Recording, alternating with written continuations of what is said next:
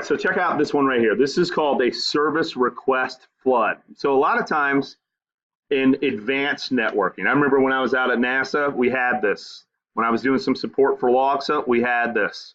When I was doing support for another something big, we had this right here.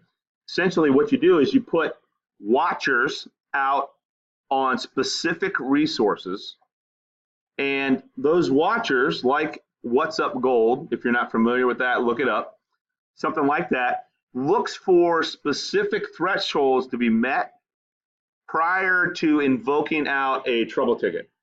And the trouble ticket immediately launches some sort of service request that has a technician go and look at what's happening on that server. So let's say that your application RAM for your server, the application is hogging up 90%.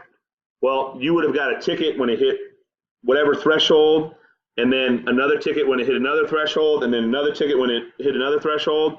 And as it goes up, the priority of that ticket escalates.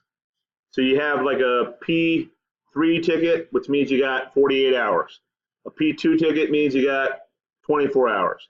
A P1, maybe 60 minutes to respond to it. And then a P0, priority 0, that's like you drop everything you're doing, and sometimes it's a priority 1. It just depends on whatever the schema and the service level expectations or requests that are out there. So what happens? In this particular flood, what you can do is you can use that against that advanced network.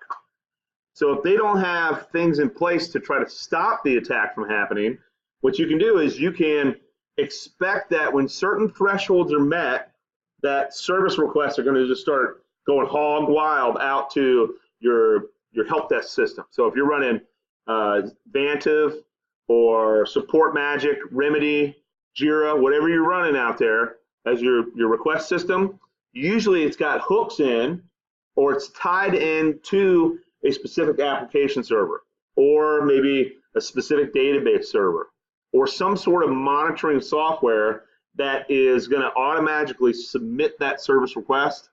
And what this type of attack does is it just fills up the queue with service requests.